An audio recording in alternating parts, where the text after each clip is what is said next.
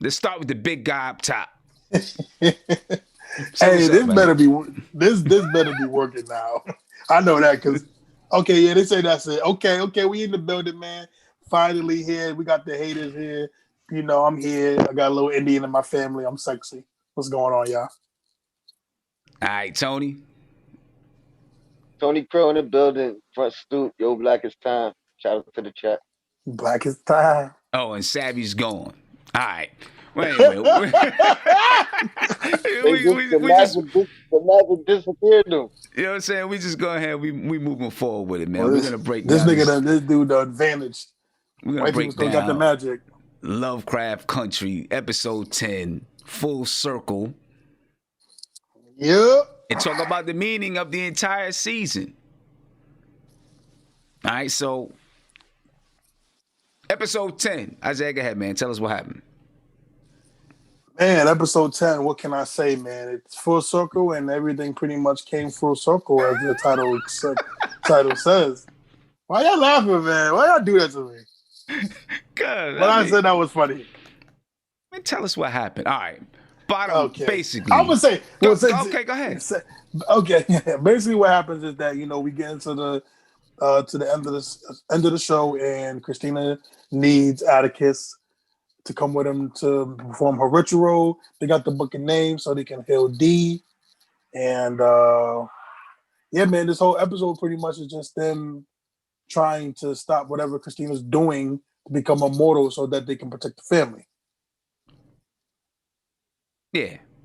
In the preface of it. Yeah. So it starts off, they're bringing Diana in the house, right? Because they got Diana. Remember, Diana was captured by... Cursed. What'd you say? Police. She was captured and... No, Diana was captured by the characters, by Bopsy and Topsy. Oh yeah.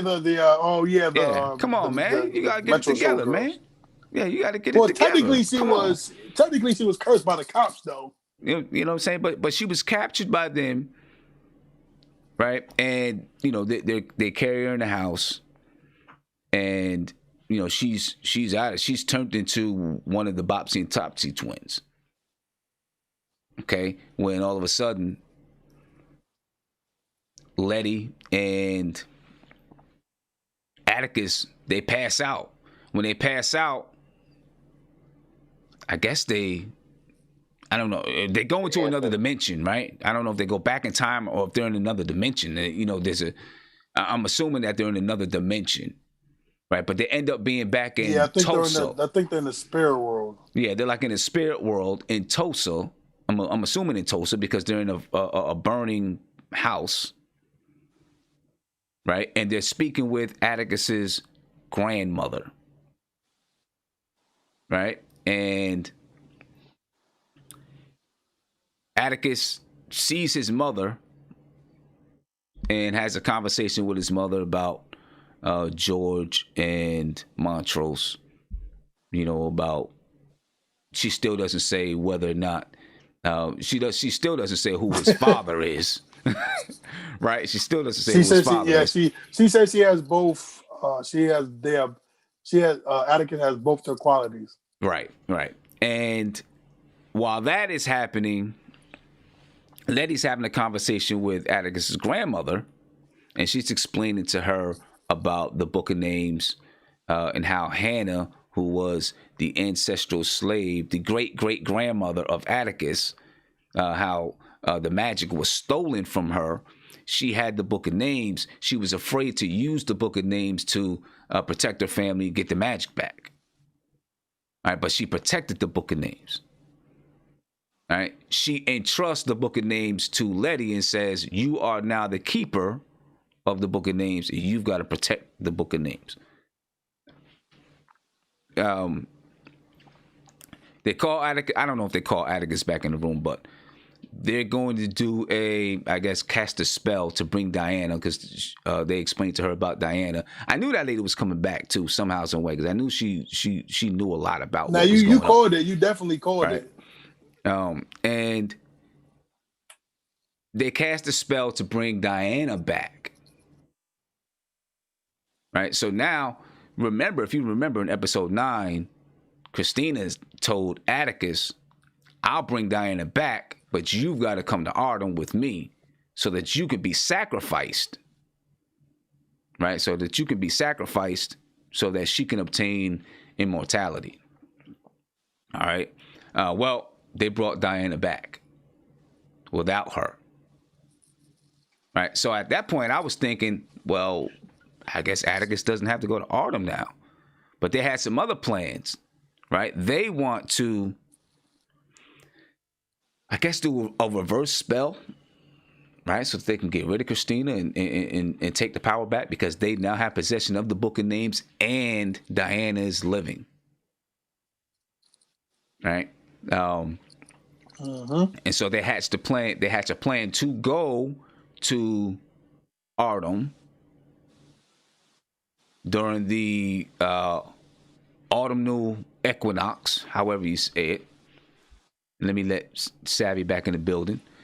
And they're going to go so that they can go through this whole process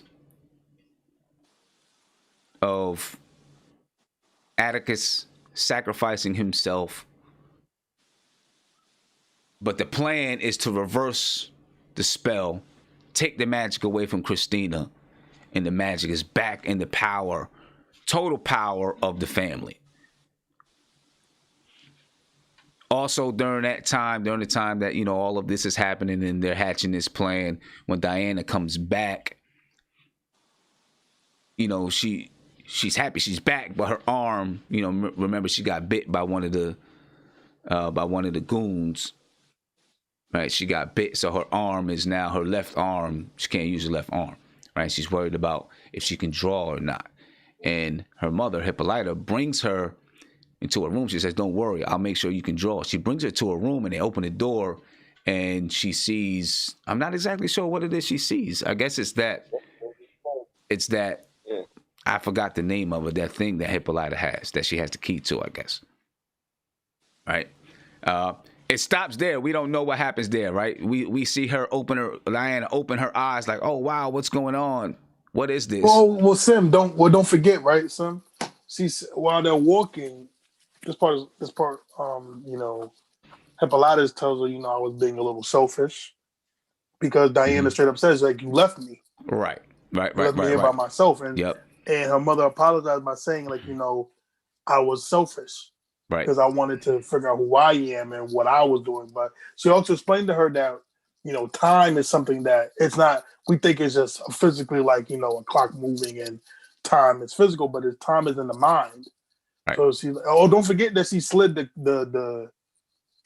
comic book under the room, which actually is crazy because the girl that drew it, she actually said the real girl's name in the real life, who drew the comic book, who she met in the future. That was a little cool thing I found out about. Yeah, that's cool.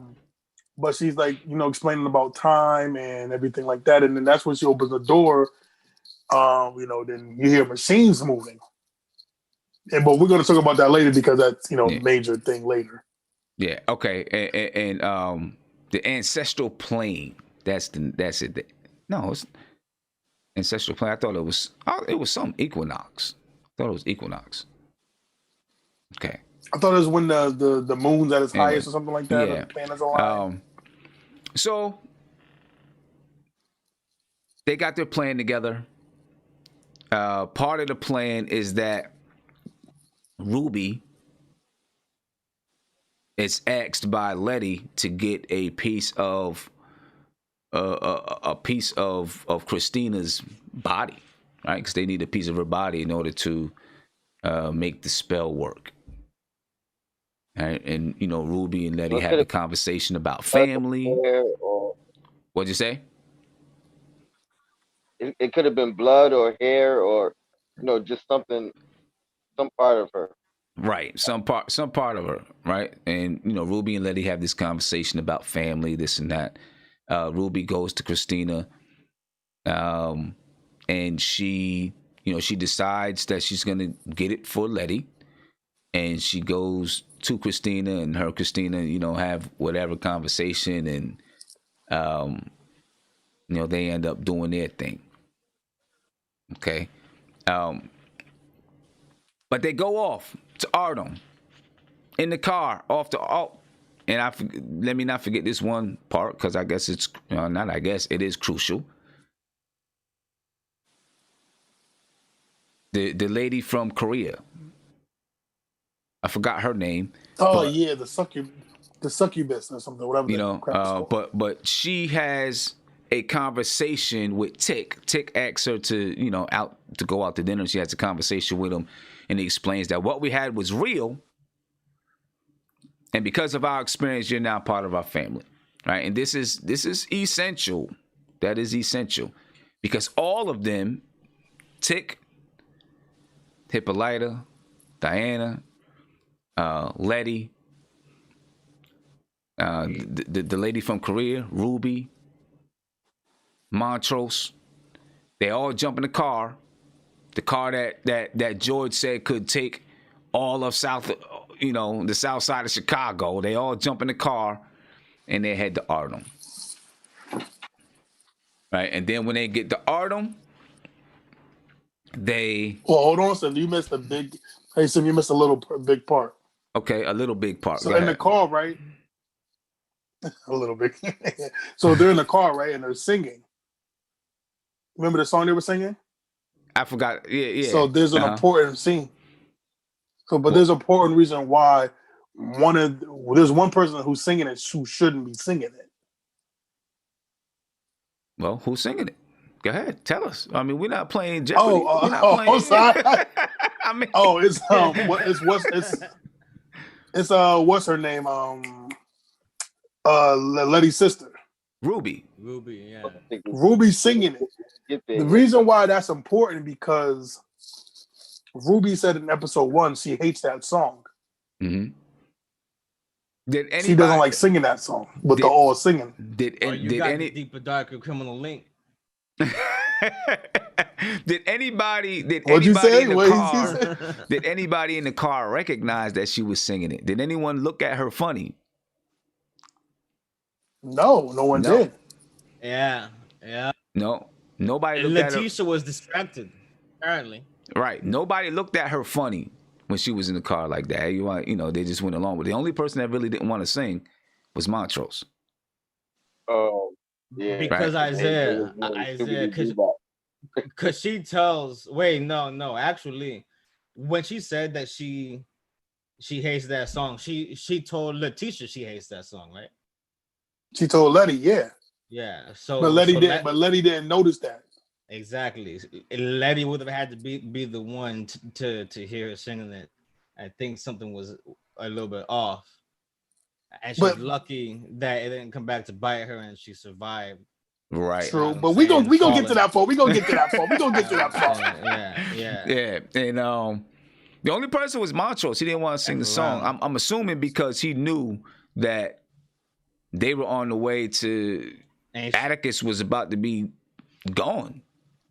Right? Ain't shit sweet. Yeah, exactly. What the hell we singing songs? Yeah, why we sing? Yeah, like we're not on a family vacation right now. You know what I'm saying? We're not on a family vacation. We're going to my son's death. You know what I'm saying? We singing a song. Having too much fun. Yeah. So they get to Arnold. Montrose did everything in his power to stop he did. Yeah, he definitely did. Poor guy. And he did. And one thing, and maybe it was, I don't know if it was Isaiah or Savvy. It was one of you two. But one thing that Montrose does say that Atticus says to Montrose when they were hatching up the plan, he's like, but you're going to go and die. He was like, he said, in this reality, right? That's the truth in this reality. In the book, that's the truth in that book. Or maybe he didn't say reality. Maybe he said in this future. It doesn't mean it's like that in another future. Right. You know what I'm saying? Which obviously, they're already, breaking in between different planes and different universes. Stuff like that. Right. Exactly. All right. And someone got some I don't know. Somebody's thing is going in and out, something like that. I hear static and then no static, static and no static. Yeah, better not blame me because I got good connection. Hold on, see if it does it when I mute myself. No, I mean it wasn't. It sounds good. It sounds good right now. I don't know if it's you or not, Savvy. Go ahead and test it out, and then I still hear it somewhere. But they get to Artem, right? And when they get to Artem, you guys gonna have to help me out with this a little bit. And Isaiah, you got your phone all up in the screen. You know what I mean? You can't do two things at once. You know what the My doctor bad. said. I'm talking to Atticus. You know what the doctor said. You know what the doctor said. He said one thing at a time. All right, you know what the doctor said before he sends you that medication.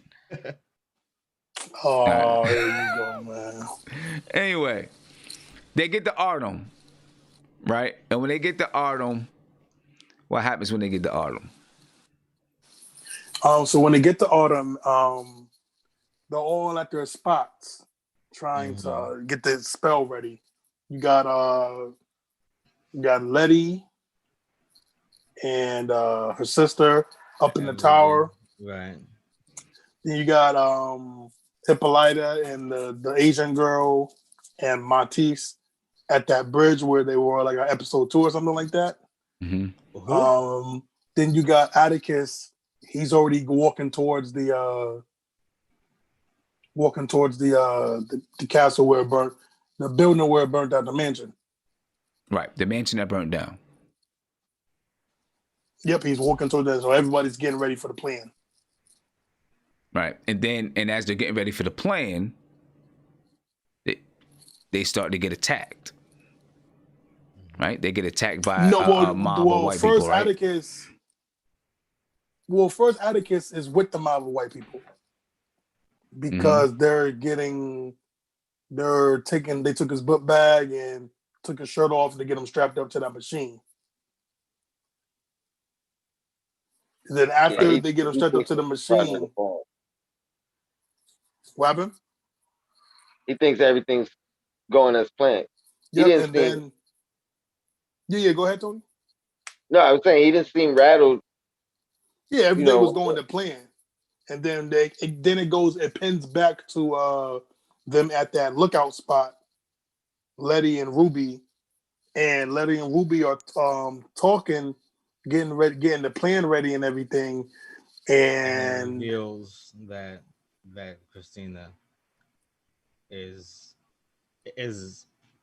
intercepting their plan. Yeah, and we missed the crucial part. If you remember, Letty and Atticus and I believe it was Hannah, right? They brought Titus back from the dead. Oh my God, we missed that whole part. Right. Before they went to Artem, it was before they went there. They brought him back from the dead. We missed two things, Sam. We missed two things. Hold on, let me finish. They brought him back from the dead. Right? And when they brought him back from the dead, they needed to kill him. They needed to get rid of him. And there's one thing I learned at this part, that the magic belonged to Hannah. And maybe maybe everybody already knew that. I didn't know that until this part. Right? Because, Titus is like, all that I've done for you. Obviously he used the N-word a couple of times. I've never done anything for any other niggas and da-da-da-da and all that kind of stuff. And he's like, I'm just trying to get my magic back. And she's like, you never owned the magic. Right? She's like, basically said, you stole the magic from me. All right, so this episode is when I learned that. I don't know if anybody else knew that beforehand. Right? You right. He escapes out of that ring, however, does some magic, gets out of that ring, and he informs Christina that they have the book of names. So she knows that they have the book of names, and that's how she ends up, going over to them. right? And this is how we might as well let it out the bag, right? She rode all the way to Artem with the family because she ended up killing Ruby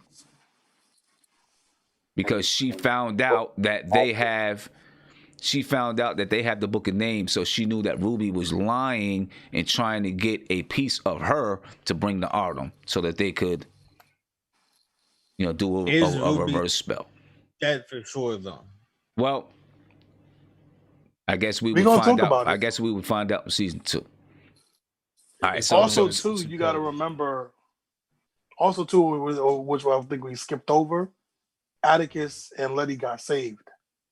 Right. They got saved. Mm-hmm. I don't know if that really plays a big part into this, but I don't know. Yeah, they got saved. But anyway, so now they're in Artem, right? Yeah. They're in Artem, and of course they go through some stuff. They'll, the mob of white people attack them, and as they're preparing and all this kind of stuff. They finally get to the whatever it is that they got to hook Atticus up to. They hook him up to it. In the meantime, while they're hooking Atticus up to that, Christina reveals to Letty that she is, she's Ruby, right? She reveals that she's Ruby. They get into a fight. All right. Clearly, Ruby's bigger. She knocks Letty off the roof of wherever they are. She falls. Boom. She hits the ground. I thought maybe she was dead. I didn't know. All I know is she hit the ground. I thought maybe she was dead. And I was thinking, well, man, now Atticus, if he dies, that's it. That's it. That's the last remaining bloodline of his family, of his mother's side of the family, right? If Atticus dies and the son George, or if Atticus dies and the baby dies, that would have been the last remaining descendants of his mother's side of the family, right? So I was like, man, that'd be crazy if she's gone. So Atticus gets strapped up. Oh. Yeah, so Atticus gets strapped up. He gets strapped up, and they begin to go through the ceremony, the spell, or whatever it is. They go through it. She cuts his arms and lets the blood drip all over her. And then they transfer the power. All the power is transferred to her. She becomes immortal. Or at least she thought she was immortal. Right? And then Letty, she comes back. As a matter of fact, while Tick is on the thing, he sees Letty. Now, I don't know what took her so long. You know what I mean? She's sitting there watching, and the whole thing transpires. And then after the entire thing transpires, she runs up and stabs her. I'm like, why you waiting until it was over? You're standing there watching it happen. Why didn't you just do it? Yeah. Right? So she stabs her, and Christina's like, she got me mad these last 2 episodes. You know what I'm saying? She walked slow. She walked slow the last episode. Get your ass up. And now you want to wait until somebody gets stabbed. Right, because she's invulnerable. So she's walking slow through the fire when it was in Tulsa. It was like, what are you doing? Just come on, like Hippolyta's about to go. All these slow walking close-up scenes is getting people murked out here. You know what I mean? Buddy? Like, it is not sweet. You know what I mean? You need to run. You need to get through that joint. You know what I'm saying? Then now she took too long stabbing the lady. Took too long to stab her. That's how I feel when I'm watching some of the young guys on the Knicks on defense. I'm just like stop watching, like close out, come on. You know what I'm saying? I feel you on that one. No, but now Christina has the power. Letty stabs her with a knife, sword, whatever it was. Right, and she's saying some kind of spell. She's barking out the words of the spell. Christina's like, it's not gonna work. And then that's when the Korean lady realizes, this is my time. They gotta be connected. right? When she went to see her Because of the mentor, prophecy. right? When she said, you haven't even seen the darkness yet. Right? She realizes this is her time. She goes into the darkness because there's this big cloud of darkness going in the sky. She goes into the darkness, and when she goes into the darkness, the tentacles come out of her eyes and everything, and it connects Christina, her, and Tick. And then it transfers the power, and all the power transfers to who's the power transferred to? Oh, it transfers to Letty, I guess, right? All the power yeah. No, transfers to Letty. technically, technically to her son. Or to her son, If right? you want to be technically, Right. if you want to be technical. Or to her son, exactly. So it probably transfers to her son, right? Transfers to her son, and then whatever stuff happens, Christina ends up underneath a pile of rocks, and then Letty comes up to her. She hears Christina trying to bark out some spells, this and that. Christina comes up to her and is like, it's not gonna work. She tells her it's not gonna work. And there's a part in there that I want to save until later, right? She says it's not gonna work, but she says some other stuff, but I want to save that for a little bit later. Right? And then, after Christina, after, Letty goes away, Diana comes up and she's standing over top of Christina, and she reveals that she has a mechanical arm. Right? Her mother gave her a mechanical arm. Right? And you can see the big difference in Diana, that she now looks, and you can tell that she feels powerful. When she tells her, you never, she says, you never learn. And she chokes Christina out. Christina's gone. So we think, at least. And that's where it ends. Yeah, because she was trying to release her. Right. To help her get free from, right. And she's like, yeah, you still haven't learned. Yeah. So that's where it ends. And, basically, that's not where it ends. I mean, that's where it ends. But, in between there, you did have Montrose cry because, Atticus is gone, and Atticus leaves him a letter to say, I need you to take care of George, who is Atticus's son, who is inside of Letty, and say, you have your second chance to be a father, and so on and so forth. So, when you stop it right here, right now, the power is back with the family. Atticus, as far as we know, is gone. Christina, as far as we know, is gone. Ruby, maybe she's gone. Right? George has been gone a long time ago. Now you got Hippolytus there. You got Diana, who's feeling powerful. You got Letty, who's pregnant with Atticus's son. And there we go. That's basically it. The power is back with the Freeman family. Right? And that's the end of, from what we know, that's the end of the book, which makes this the end of this story. We'll see if they expand it and take it out to a season 2. Right? But I want to talk about, man. Go ahead. Go ahead. If you have any response, go ahead. And anything you just want to, any reactions or anything like that until we get to the second part.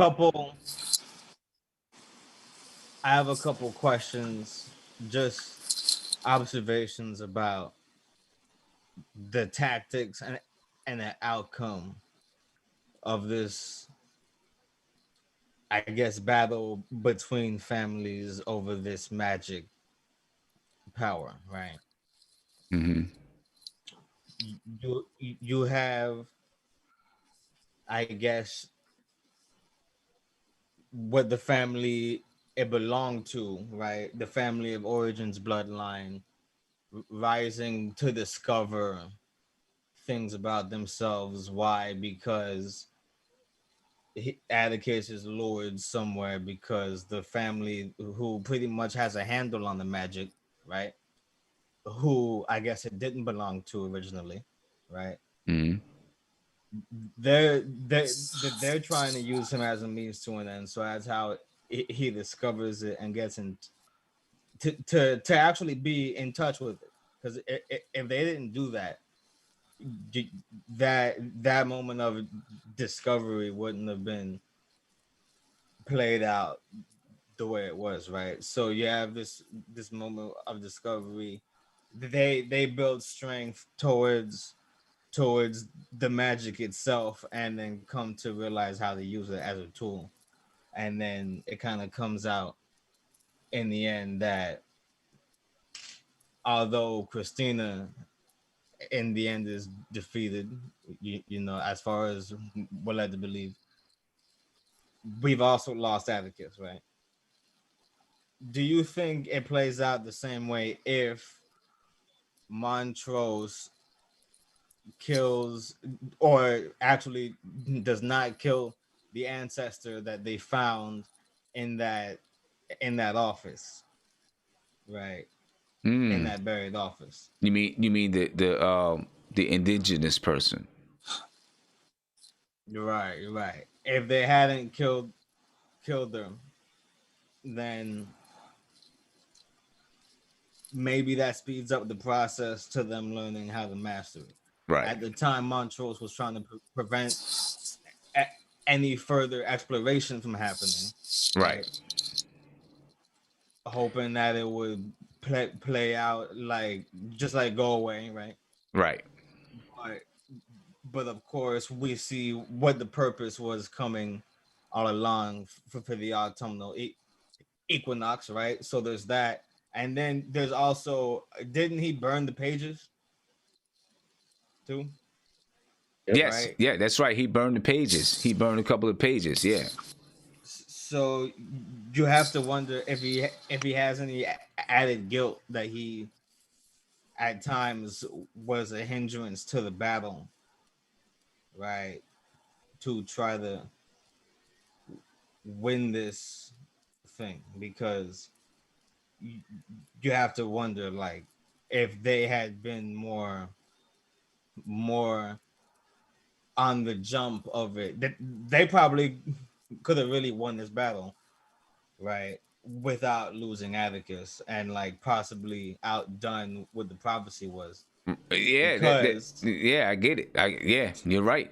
That toward probably could the have happened. toward the end, they're all pretty strong with the magic, Right. okay, and they're all getting a much better handle on how to use it.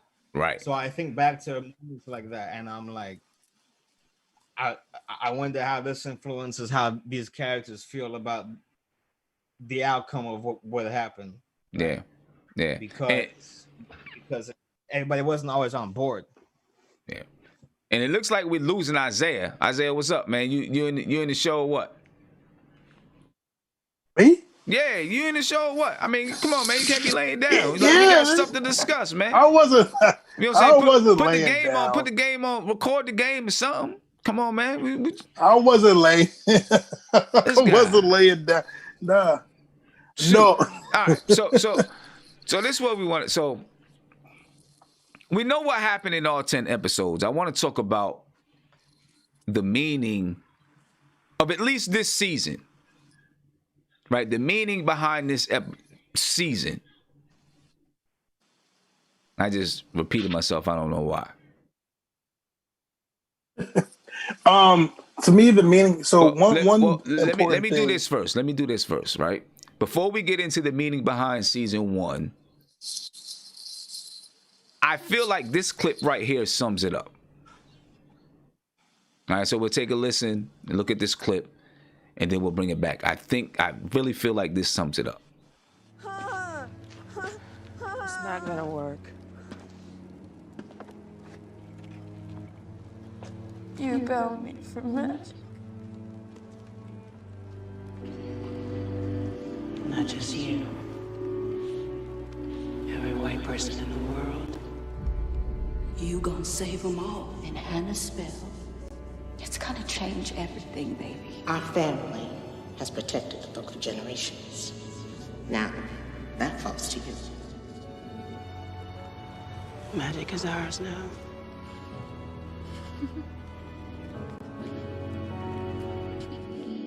All right, so she says there, Christina is chanting out some spells, right? She's trying to get her magic back, or she thinks she still has magic. And Letty tells her, no, it's not going to happen. It's not going to work. Because, well, she doesn't say that she bound it. Christina asked her, she said, you bound me of my magic. She said, yeah, and all white people. Right? And then you go into the whole scene where they talk about them saving all of us. Right? And then it comes back and Letty's like, it's ours now. I feel like that scene explains what this entire season was about, which to me, the season was about black empowerment. Let me get that off there. Black empowerment and white supremacy. That's what I feel like this entire season was about. I feel like it delves into, it takes a theatrical and science fiction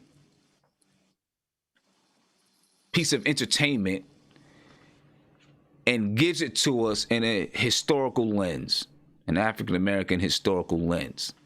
And throughout, they brush through things and events that happen in the history of African Americans, the oppression, right? The theft of culture, and then the use and the exploitation of black people, black culture for the power of white people, right? That's what I feel like this season is about. And each character kind of plays a pivotal role in representing certain parts of that whole context. I also think it was about women empowerment, right? Yeah. I also think it was about women empowerment. Absolutely.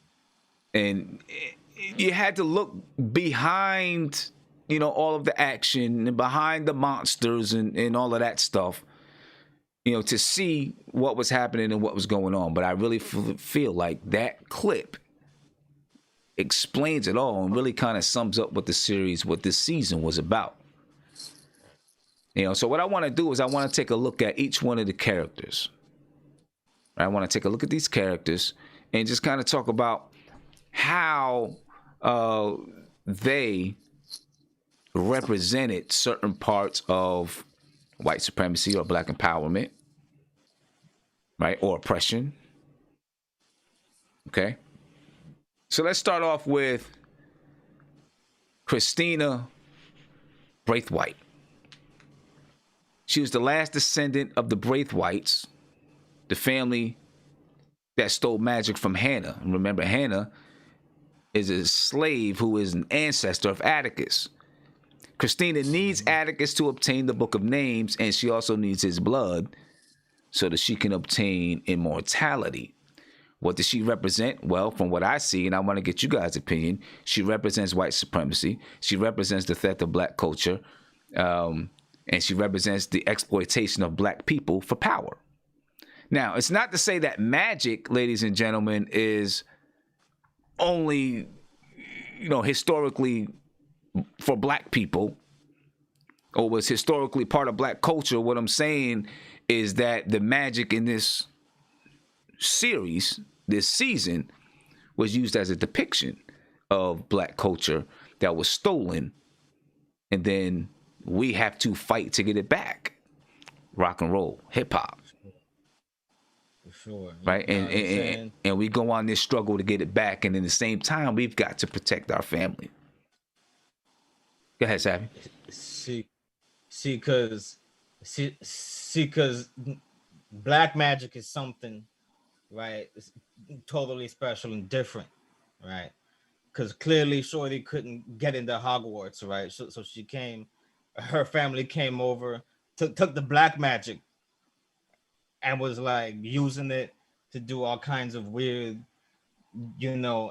curses on houses to maintain and perpetuate power over property, right? That motif is not to be lost. Like someone placing a curse upon their house strictly in order to maintain a rule of no N-words can ever live in my house, right? Like nah, it's not gonna happen. To trying to gain immortality, right? Or find the Garden of Eden, right? Like her father was trying to do, right? She had to come and, right, try to get the rest of the secrets to the black magic from the black descendant of the rape of this guy's slave, whose magical book and tool of magic was needed and was the artifact that they're all going after and chasing this entire season, right? Okay, because and black people couldn't get into Hogwarts, so this is their one book, right? They got their one tool. There's pages missing, all right? They have to go on a journey for the pages, and I feel like a large part of that has to speak to the strength and the lost value of what has been taken from a people when you look at the transatlantic slave routes and the trade and the systems of destroying culture that took place when they got over here. You know what I'm saying? A lot of this magic that they say is stuff from culture that we've lost, that we sort of tap back into by gaining knowledge of self, right? And this whole story starts with Atticus coming into knowledge of self for like basically damn near the entire series, right? But very much a lot of it at first. And Christina Braithwaite, even like she almost makes the perfect villain because she's a woman, right? So because she's a woman, a lot of people would look at her and underestimate her, right? And be like, oh, what was this woman capable of? But clearly being in the backseat and being not allowed to participate in the rituals of the descendants of Adam, right?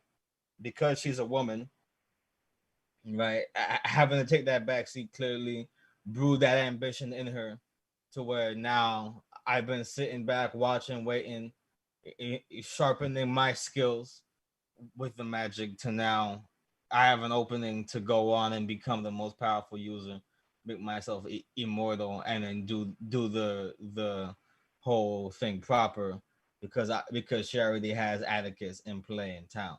So the entire time it's like this little cat and mouse game that they're playing. I feel like that magic and the way it trades hands is, like sort of like a stand-in for the theft of what's been taken, at least as some would say. And then you have this struggle to get it back that comes in where the entire family is in the struggle, right? In some form or another against Christina. Right. And if now it's just Christina. Yeah, and if you look at it metaphorically, Christina is, white supremacy. She is oppression, right? She is an exploiter, right? And Atticus's family is a family that is trying to live and fight against white supremacy and oppression and exploitation, right? And you can see the drain and the toll that it takes on the family, right? We're gonna get into it a little bit more, and you'll start to see how the things that happen in the movie represent things that you see happening and has happened in real life, right? When it comes to fighting the system of oppression, Yeah, Right, each so- and every family member is playing a role against white supremacy in Exactly. some form. Exactly. Playing Hey, a Sim, I role. got a quick question. Uh-huh. Did Christina sabotage her father's spell attempt? I don't know. That's a good question. I don't know. Because remember, he turned to Because stone. I think that they just I didn't don't. have enough I'll of have the to go back spell. and watch it. Yeah. Okay. I think maybe they didn't have enough of the spell or something like that. Because Yeah. they still had pages missing. Yeah, because they had pages missing. So let's get into Atticus, right? So Atticus, he's the last living descendant of Hannah. Right? Christina needs Atticus and his blood to become immortal. Right? He's the link between two families. Right? Not only is he's the link between two families, but Christina and Atticus are actually he's the link, right? Because Hannah, not only was her magic stolen, but she was raped by Titus. Okay? And Hannah is Atticus's great grandmother, which makes him a descendant of Titus as well. So he is the link, but he is also the last living descendant of his mother's side of the family, and Christina is the last living descendant of the Braithwaites. All right. Atticus represents what? A strong black man, and also what you want to say, America's nightmare, right? The fear that this strong black man can possess all of this power. We've got to take this power from him. Right? We can't let him have this power. Someone. He also represents, I think. Say that again. Someone that doesn't submit. Right. You feel me? And he gets brought over to be used as a tool, and then he starts taking charge of himself. Exactly. He finds out, like, I'm a descendant. All of y'all get up and dip up out of here. Exactly. And thinking he's gonna sit there just quietly. Right. And so he represents that sacrificial black leader that we've had throughout the history of black people being in America, right? That person that wants to lead you out and these sacrificed or assassinated. Assassinated. I mean, I'm gonna say I don't think they were sacrificed. They were assassinated. But you when can you say view it as that sacrificial, because what do they do with the legacy? Yeah, when you say sacrificial, it means he knows that he's gonna die. Right? Oh, okay, I got He knows he's gonna die. He's willing to go out and put himself and lay his body down on the line to save his family, to save his son. He knows he's going. Right? So he represents that sacrificial leader, just like, if you look at your leaders throughout history, they're putting themselves out on the line and they know there's a potential that they can get shot at any moment. They know the feds are looking at them. Even the ones who do live. Yeah. Even the ones that live, they know. Who do live are making sacrifices. Exactly. Exactly. Fighting these battles demands sacrifice. Right. And so we could all be off living our nice lives, you know what I'm saying? Right. And so he represents that black leader that's fighting against white supremacy. Right. So you got Christina, who represents that white supremacy. She represents black exploitation, stealing black culture. And then you got Atticus, who represents that leader who is trying to lead his people to get back what's theirs. And to fight against this world of oppression and so on and so forth. All right. That's the way that I see it. And I think that's the way that, probably you guys see it as well. All right. Now let's go to, because this is a tricky one a little bit. Let's go to Letty. Letitia Letty Lewis. All right. She is the girlfriend of Atticus. She's Atticus's girlfriend. She's also carrying his child, which is a son. We know it's going to be a son. and she's been entrusted to protect the Book of Names. All right. So now Atticus in this, she represents a strong woman that defies norms.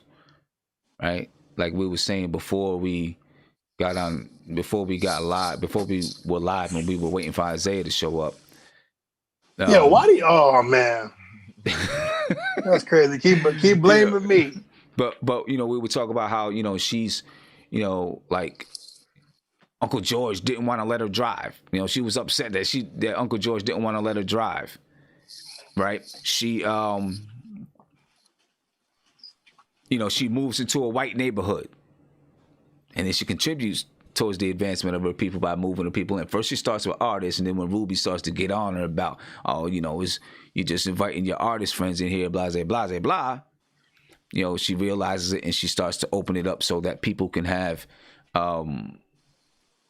they can break down that barrier, right? And not only break down that barrier, but she's helping people, to move up, Black people to move up in their living standards. And you notice at the end of, I don't know if it's the end of episode 2, one part in episode 2, when they go back to Letty's house, there's a Black family that moved in across the street. Right? So Letty was responsible for breaking down those doors. Because a Black family moved in across the street. She was responsible for breaking down those doors. And Sim, just to chime in a little bit, which I learned today watching one of the videos today. I learned when you got more Black people moving in at that time, this is when more white people were moving to the suburbs. Mm-hmm. And that's when the banks and insurances started creating redlining. Right. Good point. It was just an interesting fact good point. That brings up redlining and everything. It started to trigger the white flight. Yep. Yes, that exactly what it was, the white flight, and that triggered banks to start, not giving loans to Black people and creating the housing things, creating redlining. Became urban areas. Right. Exactly. Urban, Exactly. And if anybody wants to learn more about that, I would implore you to go do some history on Milwaukee and what redlining has done in Milwaukee. I mean, just go. Because people think that's a white place. Yeah, people think it's not. White, but it's like mostly Black. Milwaukee's like 40% Black. Kamal Bell does a short documentary about it. Go check it out. It's really good. But anyway, back to it. Good point. Good point. And also, Letty is soon to be a single mother. I just want you to keep that in the back of your mind. We'll hold that there for a second, right? Soon to be a single mother. All right, so just keep that there. Anything else that you want to add about Letty? No, that's it, man. No? She's okay. She to me, she represents a lot of the black women are today.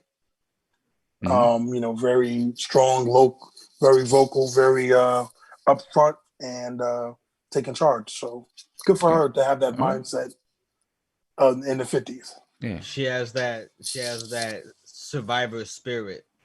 You know what I mean? She's a fighter. She rises to the occasion. You know what I mean? She ain't asked for all of this. She's not tied into the bloodline until she decides to stick around with that, because he actually offers her like an opportunity or two to, skip and be out. That's about to get ugly. And she's like, nah, right. Finding out was good. Yeah. You feel me? So she's definitely. And I feel like, she did the exorcism in the basement of that house with the dead kid spirits in there, with the spirits of the dead people in there. Right. And it was like, bro, like at every single turn, she's getting faced with obstacles and overcoming them without really running to Atticus and being like, help. Yeah. Yeah. And bottom line, they don't get this done without her. Right, so that it just continues to represent the strength of, you know, a black woman, because they don't get it done without her. Remember, she was the only one that was invulnerable. If she was not invulnerable, they probably don't get the Book of Names back through the portal, right? Because she had to walk through the fire, right? Yep. You know, and then in the end, she gets her invulnerability back. Right, she gets that back. Or maybe, you know, I know that goat head or whatever it is that was burned in her skin, Christina took it away. I don't know what it was or what happened during the transaction, but she got it back. She popped up. She had it, you know, she felt it coming back. She got it back. But again, I still think it, you know, that represents with her that she's, you know, she's now got to be the strength of. She's going to be a single mother. She is the strength of the family now. Right? She's got to be the strength of the family. You know, I mean, sound familiar? So I'll just leave it there. Does it sound familiar? Let's talk about Hippolyta. Shout out to all the black mothers, by the way. Yeah, we all love you. We appreciate you. No doubt about that. Hippolyta Freeman. She's another strong woman. Right? She's Atticus's aunt through marriage. She's the mother of Diana Freeman. She's an astronomer with the power to time travel. Right? Oh, don't forget she discovered. And she didn't just you know have this power. She had to go through a journey to get this power to time travel.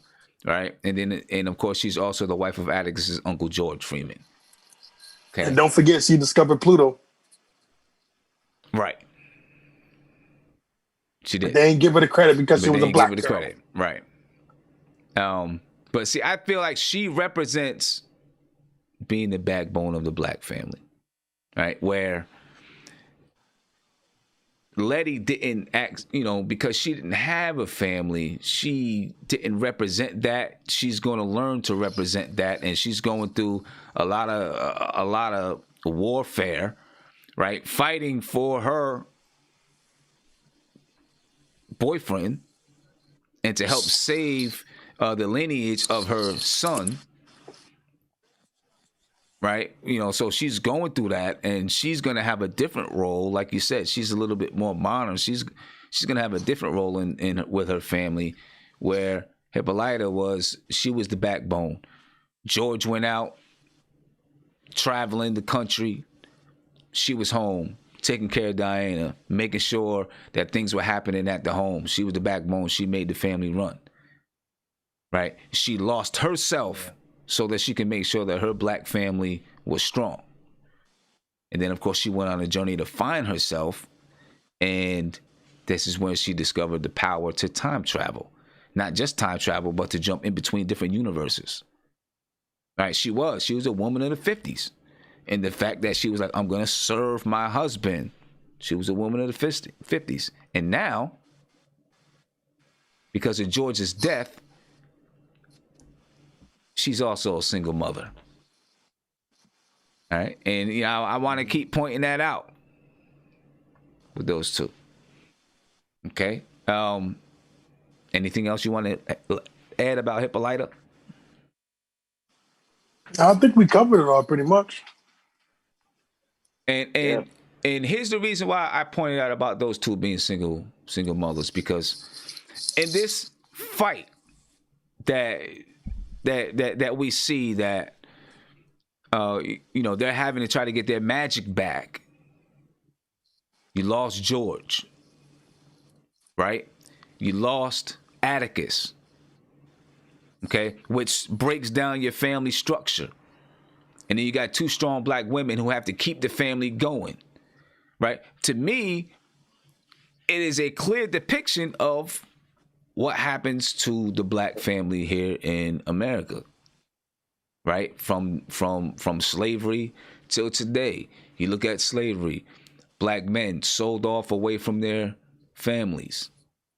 Okay, why is the black men sold off? Because the women have to make sure that they're there to rear and take care of the children that are gonna grow up, and then they're gonna sell those children off. Okay, so black men taken out of the home then, right? Black men taken out of the home during Civil War, right? Keep going. Black men locked up in prison, right? Out of the home. Women are left to take care of the family and be the backbone of the family. All through this struggle to try to regain and get our power back, to regain our culture, to regain what's stolen from us. All in this fight to regain what's stolen from us, the family structure continues to break down, right? Because that's the plan anyway. Right? That's the plan. Keep that family structure broken. Then, you don't have to worry about them, being that strong, because they're not going to be able to piece it together. Family structure is too weak. Exactly. And this is the exact same thing. In this fight to get magic back, where, this magic represents what's stolen from us, the Braithwaites represent white supremacy. In this fight against white supremacy, against, against oppression by the Braithwaites, the family structure is being chopped down. To your stronger black characters, black men in the movie, taken out. One in the beginning, one in the end. So that's the reason why I wanted to, and for both Hippolytus and for Letty, just highlight that they're going to be single mothers and what it represents. And that's what it represented to me in this show. There's a lot of depictions elsewhere, and I'm probably missing some things, but there's a few themes that I felt, were evident and important to highlight there. And I have the next. Hippolyta. Oh, go ahead. Oh no, I was just gonna say Hippolyta literally opened up a portal to a different dimension in order to save her daughter. You know what I'm saying? Like going completely all out of bounds for one's child like that. You feel me? It's like there's that constant destruction, but then there's that strong like defensive mentality where it's like as soon as there's a danger to be addressed, like we have to go all out as a family in order to come back across and make that happen. Because what happens when you have generations and generations of male role models that get to grow up alongside, like not only their own spouses, but also like their nuclear families themselves. Like you have multi-generational wisdom getting passed down.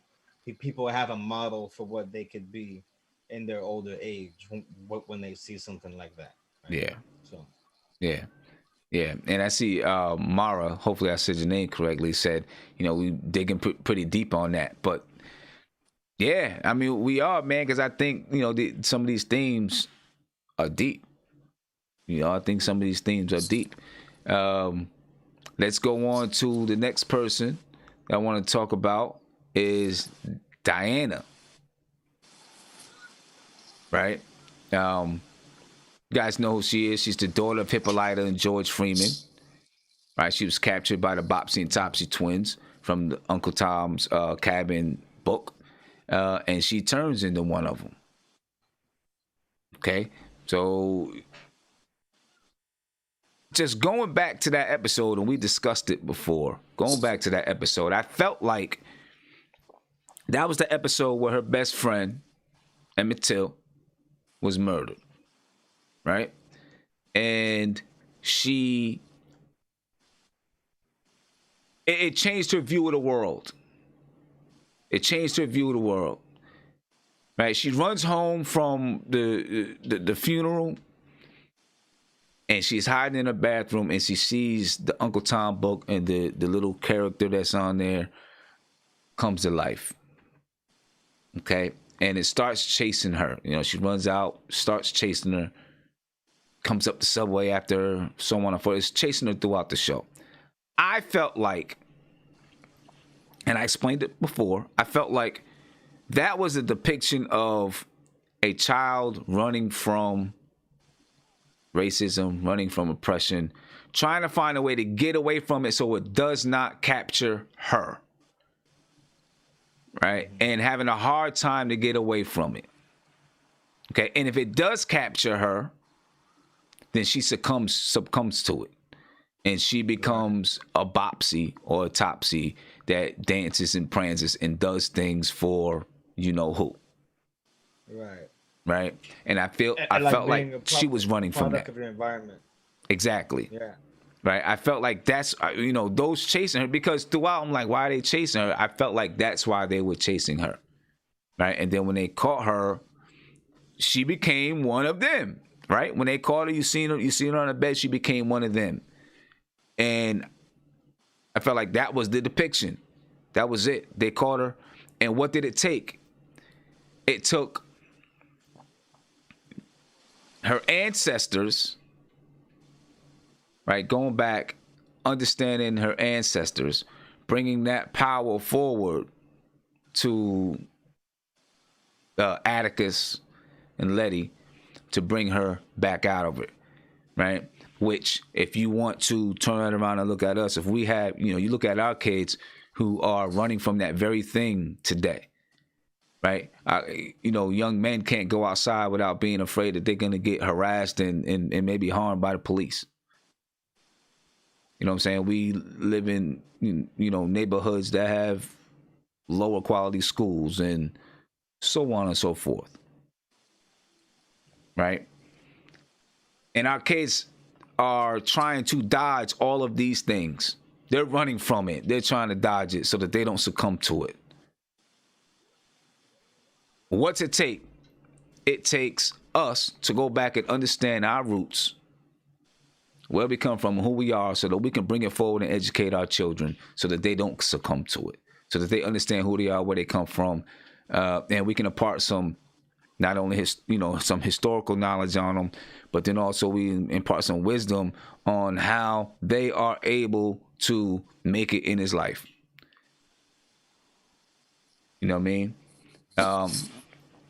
And I feel like that's what I feel like that was a depiction of that. Some people might think I'm off base, but I don't. I think that was a depiction. And with Letty and Atticus having to go back, they get the knowledge from Atticus's grandmother. They get the knowledge on how to bring her back. They impart that knowledge. They give her some of that knowledge. And then not only that, her mother empowers her because now her mother feels like her mother has empowered herself, right? Hippolytus empowered herself, so she feels like she's strong. Now she's able to impart some of that strength onto Diana, who was going through a moment of depression and not knowing what the world was like around her. You know what I mean?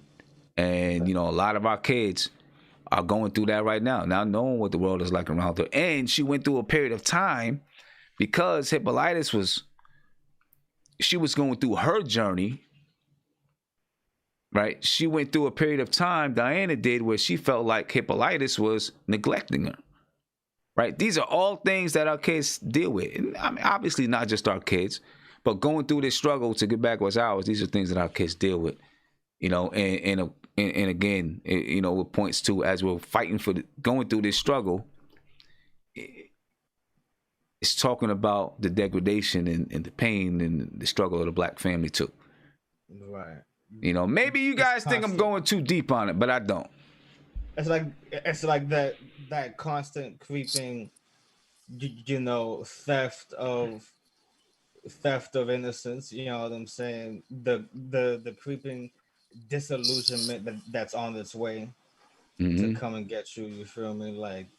Like you can't stop and rest and think it's going to pause. Like they're still working their way towards you, and if you let them get you, then they turn you into something that you don't want to be. Right. And Mara in the chat, she said, how often is she left to fend for herself, talking about Diana and the consequences of the neglect. Yeah. And then when it's time to help her, people don't know how to help her, right? Exactly. So they do more harm than good with what they do to try to help, which is the Yeah, Montrose. that can also represent the age gap. For sure, but especially in terms of dismissal of children's cries for help, right? Even though she was cursed from not being able to really articulate what her problem was, which is a real thing in real life, by the way. Yeah. It's not, you know what I'm saying? It's just not done magically. Like she physically couldn't talk, but some people just can't articulate really what's going on with them, and then people kind of try to help in the wrong ways, and it does more harm. Like what happened to her arm, how it stayed cursed after the the healing spell was casted. You feel me? Right.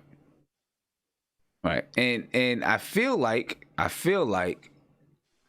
She was beating those demons' asses for a good list. yeah, She right. was go upside their heads with it. My Yeah. goodness. And I feel like she's the future. She and Letty and Atticus's son, George. Feel like they are the future. And when I'm saying future is Diana now feels empowered. Have you seen her when she got a new arm? She's empowered, right? Right. She's learned some things from her mother now. Okay? Right. And she's going to be a different woman moving forward. Right? And now that they've got their magic back, right? They're going to be a family that's empowered. And although Atticus is not there, George is not there, Hippolyta and Letty are going to be raising the kids. They're going to be able to impart some knowledge on the kids that's going to take them forward into the future and help them to break the cycle. Right? So I feel like she is the future, and so is little George. The future. Right? And that's kind of what it represents. The whole battle.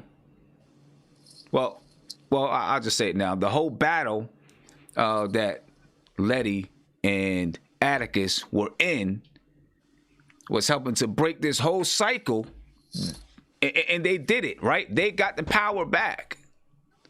They did it. So now they're able to break the cycle so that their younger ones can move forward. Atticus sacrificed himself for that.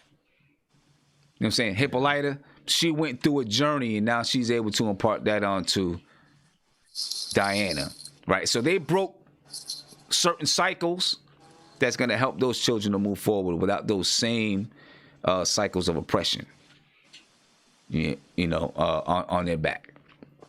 Right, so I think, it represented that.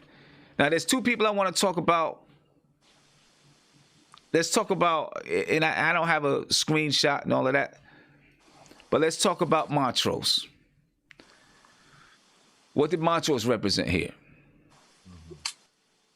Montrose represented, I think, a lot of gay black men at that time, where they couldn't really speak their truth and be who they really are. Because at the time, I mean, he even said you would go to the crazy house, you get electroshock, or you'd be getting beaten in the middle of the street. Yeah, I think he just represents the time where you couldn't be who you really are. You had to pretend to be somebody. I mean, there's probably many stories of gay men having to have families and forced to have families so that they couldn't tell people because they were scared to tell people who they were. And probably even more prominent in the black community because, we have a history of, condoning gay people. So. Yeah. Anybody else have any thoughts on Montrose? I know he constantly was in a struggle, like throughout. I don't want to call him weak per se, but he definitely wasn't strong. He Yeah. kind of gave in to whatever circumstance was around him. Didn't Yeah. want to fight, didn't want to. It was almost like when he wanted the problem to go away or ignore it rather than face it head on. Yeah, he, you So know, I think he. Oh, Throughout the show. yeah, you know, he had a drinking problem. Of course, he had issues with his father. You know, I think he kind of represented that black man that It's damaged, you know. is damaged.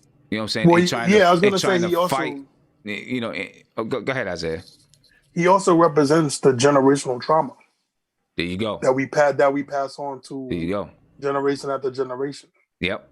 That Yeah. You generational know, trauma. Exactly. That's passed on because his father beat him. He beat his son. Right? He neglected his son. You know what I'm saying? He And neglected his actually son. said he deserved it himself. And it could be that he was just traumatized by the ongoing battles he had to live through. The battle through his childhood with his identity, the battles of growing up, being treated the way he was by his father, experiencing a massacre, right? Mm-hmm. Right. Uh, a coming of age in that time as a gay black person who was hiding, right, and then coping with it in unhealthy ways and developing unhealthy habits, right? And And then not even recognizing that it was wrong. Because when you heard him talk about him getting beat when he was like rewatching it, he's like, "Oh yeah, I deserved it." You know what I mean? Like he didn't even have animosity towards his pop or feel like his pops did it the wrong way, it takes root, and hence the cycle continues of yeah, hurt people. especially with a character like him, because it takes root in his mindset that sometimes the best thing to do is to just quit while you're ahead and still alive, right? And not mess with like what he perceives to be a Pandora's box. He's trying to protect Atticus by stopping what they're chasing after and trying to cut themselves short of this pursuit that is going to come with a lot more struggles and dangers to overcome. And he's done that as a way to safeguard what I guess what remains of a damaged life, right? Like there should be a lot more aunts and uncles, and there should be a lot more cousins and kids, right? But the rest of his siblings or a lot of his friends in that town, people his age, didn't survive that same massacre. And I do want to give him some credit in terms of strength, because in the beginning, when they come to save him from the house and they first find him, he's already escaped on his own and he's running, and they just cross paths. And it's actually one of the few like really funny scenes in the show when he's like, "Oh, you're out here to free me. I just already escaped." No, like, escape. Right. Because yeah, I remember that. you know what I'm right. saying? At first, it doesn't even look like he's about to get in the car, Right. and then it's like, of course, like yo, it's cold out here. Yo, let me in the car. Let's get out of here. Like, you know what I'm saying? And he's been through a lot of stuff like that, and it's kind of crazy that as things go forward, people don't like see that this man is having like PTSD flashbacks. I guess it wasn't as common to just diagnose somebody on the fly like that back then, right? I don't know, but he carried it with him and he wore it for sure. Like, Right. And then of course at the end, and you know, Isaiah, every time you scratch your head, scratch your beard, lay down, try to check your how your fantasy football team is losing and all of that. You keep making noise and you keep making noise, man. Every time you do it, you keep making noise. We can hear you ruffling in the a background. follicle, every follicle. You know, exactly. Damn, You know man. what I'm saying? Scratched Like up in there. if, you know, you can mute yourself and then jump in and say something. You got something to say, so we don't hear all the scratching. I didn't know you can hear scratching. I'm dang, man. You got I that mean, you know 2009, what I'm got saying? the 2090 soundproof everything, man. Like, You know, you could do that. But anyway, just say you also, got money, man. Just say you got money, man. You can hear everything. I don't That's know it. what that has to do with anything. All I'm asking you to do is, stop messing up my ears. Right? But, at the end, Atticus writes a letter to Montrose and says, you have a chance to turn this around. You wasn't there doing what you needed to, you weren't that father with me, but you can now be the father of little George. Again, breaking the cycle. This You know what I'm poor saying? guy, the last thing he wants to be is a father again. Right. It never ends with this guy. He just wants to go dance with his boyfriend in the bar. Right. It's not how free he felt. Oh man. Yeah. Poor guy. That one episode, he was free. He was just living his life, doing what he wanted to do. Cutting loose. But it's breaking that cycle. Okay, but there is something I do want to get into, and this might be a little bit controversial, but I want to ask the question anyway. All right.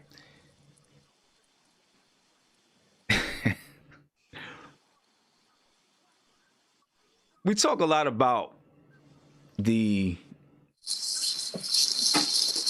I want to say it? Isaiah, I'm gonna have to mute you, man. I'm gonna have to mute you. You're making a lot of noise, man.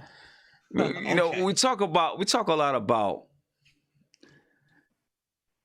what's the word I want to use? The demasculation of black men. Right? Do you think Montrose represented that in this movie? In this season, and looking forward, if he is to raise little George, how do you think that plays a role? I think his boyfriend embodies it more, right? Because his boyfriend is like more of an actively like self-feminizing man. He kind of His boyfriend was just free. Right, Yeah. exactly. So he saw himself and presented himself as less masculine because he viewed himself and his identity as being less masculine, right? But when you look at just the character of him, I don't think so. And here's why: I feel like he still goes like to great lengths to be the man that he needs to be, right? Almost in spite of himself and his own tendency toward what is traditionally taken to be a more feminine route of like experiencing love and like going through things like that. Like he still like reiterates to Atticus at multiple times, like, "Yo, I am your father." Da da da. Like when Atticus calls him faggot, and then he was like, "He's like, boy, you will respect me." Da da da. Bounce up out of here. Like I'm not gonna be spoken to a certain way. I'm still your father. Yeah. So he keeps that duality about him, but that's because he's conscious about his position in society and his perception, and he does things with a conscious mind in order to like fight against being taken at that way. I feel like he doesn't want people that have him messed up, but at the same time he knows the penalty for like being freely practicing his desires for what he wants for himself. Yeah. So he's always battling that sort of a thing. Like it's kind of like how nowadays almost like there was like this transition where nowadays you have people who are like in same-sex relationships right? Or they don't necessarily call themselves men, but they still want you to like respect them as being masculine people. Right. And I'm like, and So, and it's interesting to see that play out because he's of a more old school era where he kind of views it as like a flaw within himself, mm-hmm. whereas nowadays people don't really view it that Right. way. Right. Yeah. What do you think about that, Tony? Um, it, I don't think so. Not in this particular show. Um, and I actually, I I think he played. I think he played like the perfect. I guess you want to say in the closet um gay, gay character. But I wouldn't characterize it as a demasculation of the black man. Not in this particular show, but Now, you know, okay. Well, Isaiah, I would yeah, go ahead, man. character wise, no. TV show wise, yes. But that's a whole different thing. But It's not. Go TV, ahead. Go ahead. Explain it. Explain what you mean. well, So let me just because one of the reasons why you guys see me like trying to figure out how to use the right terms in my head. 'Cause I don't want anybody to think me or anyone on this panel right here is homophobic, right? But I think it's an important topic. When you talk about the demasculation of black men in the black family, right? so I Because mean, hold one second. Because if you're talking about black men being killed and hunted by police, black men being in prison, black men doing the things that they do to themselves, and then you talk about you got black men who are going to be have boyfriends, homosexual and have boyfriends. And I'm not saying there's anything wrong with that. What I'm saying is what's left with the what's left to the traditional black family, a man, a woman, a child. You got all these men that's away from the home already for other reasons, locked up, under siege, doing their own thing, just out there. You know what I'm saying? What happens to it? So that's why I'm asking this question. You also have a population of women who's growing more and more dissatisfied with their dating pool of options. Right. You know what I'm saying? They know like a whole bunch of sorry ass motherfuckers that they're not gonna entertain. You know what I'm saying? For one deal breaker or another that could easily be brought about in one's journey in life. But that was interesting about Montrose character was he seemed to be conscious of Mm-hmm. of what it would take him away from in order to go and unfortunately be his but true self and live his life happily. Like he felt the duty of it very strongly. I think it was more of like a reoccurring theme in his character of kind of being a coward and not owning his truth and I mean I could be stating this wrong, and again I don't want to offend anybody, but maybe taking the easy way out by hiding and not and not living his truth. Yeah. but I wouldn't call that the easy way, I mean, it's Tony. hard for him personally, probably, Well, but but you gotta remember the time, Tony. Will I think we're thinking like in 2020 where it's like, yeah, you can hide it, but I mean 1950. I mean, like he said, and it was real back then. You would, if you were gay, they would take you to a psych ward and pill you up and electroshock you because they thought that was you. There was a chemical wrong with you, and then you got people back then, like he was saying, they'll take you in the streets and come on now, we're black. We all know what it is to be gay, but being black. his boyfriend was openly gay and wanted him to be openly gay. Who? So Oh, which one? You talking in about the the 50s. older version? Oh, in the Yeah. 50s? Yeah, Yeah. well, he was in the 50s. He had a boyfriend, the guy who was at the bar. And then he went to the little party with him and stuff like that. Well, they went to a gay party. They didn't go to like a party. They wasn't going out to eat. Because even you even No, remember but I mean, Montrose. My point was, it was there were people that didn't hide it. Is what I was saying. right. Everybody wasn't in the closet. You know what I mean? And the dude that told Atticus like, yo, you don't know about your pops. So it wasn't even like a blatant secret. Like some people obviously knew. Well, I think people knew in the gay community that he was gay. I mean, I don't think the dude that he was definitely hiding it, especially from his family. yeah, but I think I the don't only think one the I really dude knew was in his family was George. Yeah. Exactly. Yeah, George knew. Yeah. George knew. yes, he was hiding from his family, but the dude that told Atticus or insinuated to Atticus, I don't think Right. he was.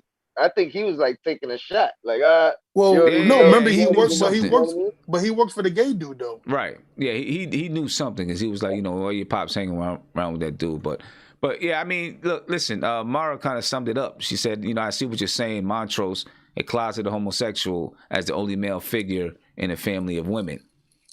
And that kind of is, yeah. You know what I mean? Although, But he still is masculine in his role, though.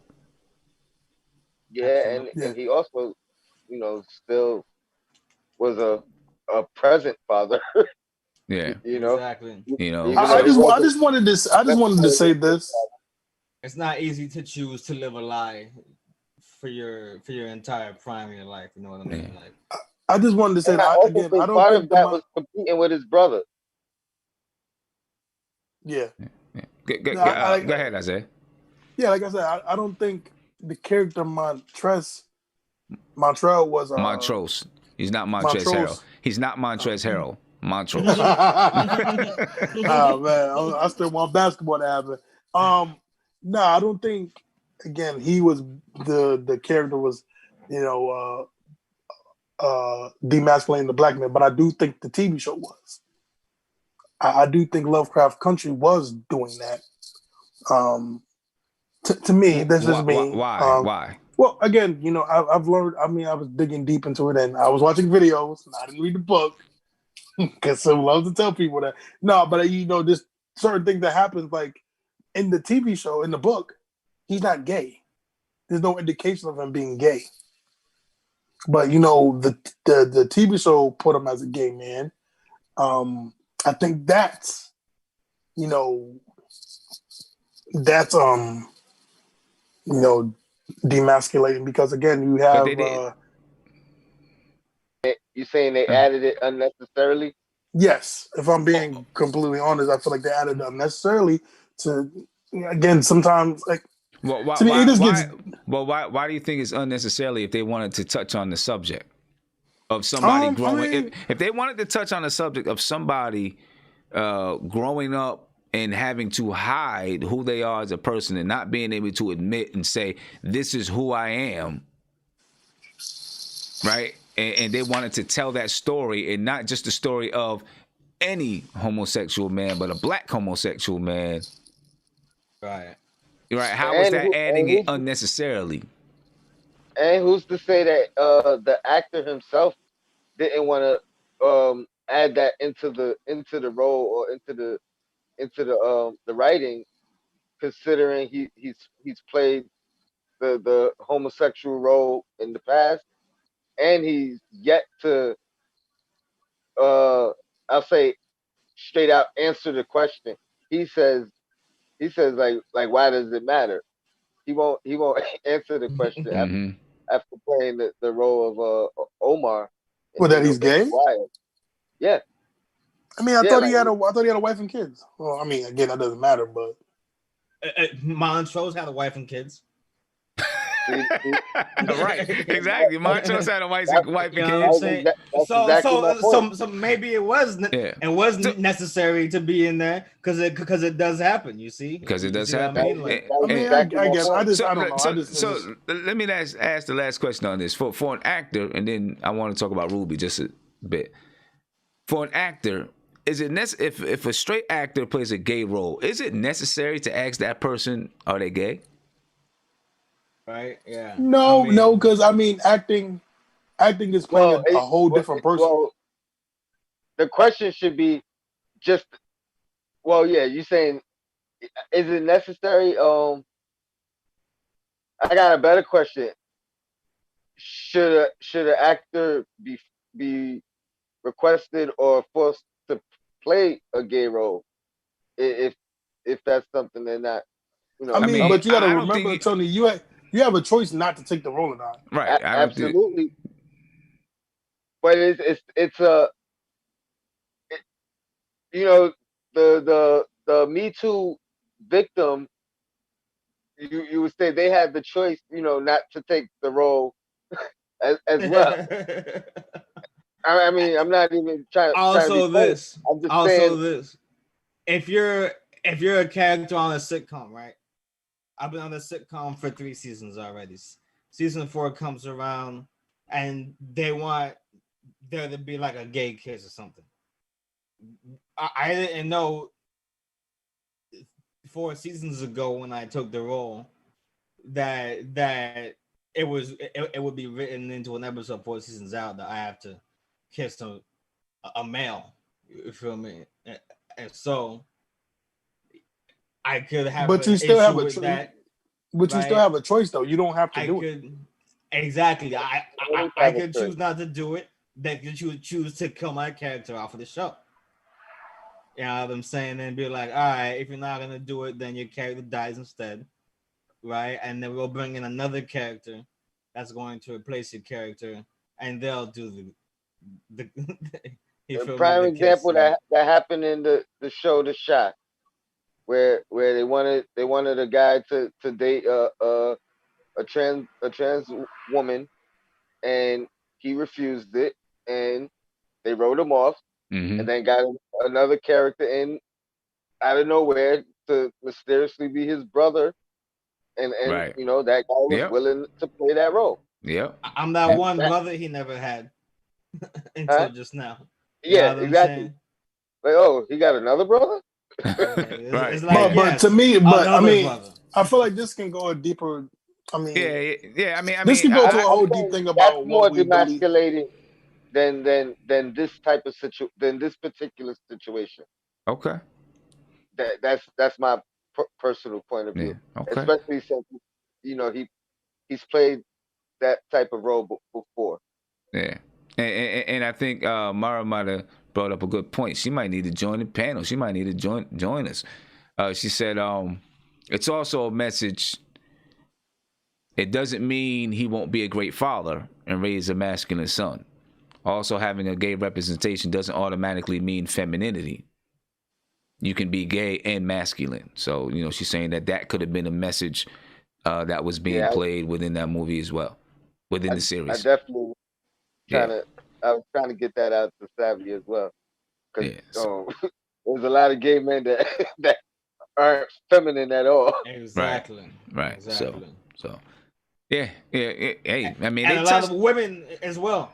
You know what Right. I'm saying? Yeah. Listen, they touched on some serious themes, man. I think the last one I want to talk about is Ruby, right? And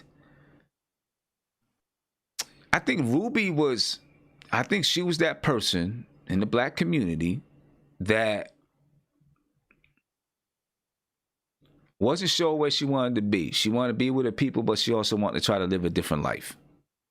You know what I'm saying? At You know what I'm times, saying? And wishing that she was was that. white. That was that depiction of her being.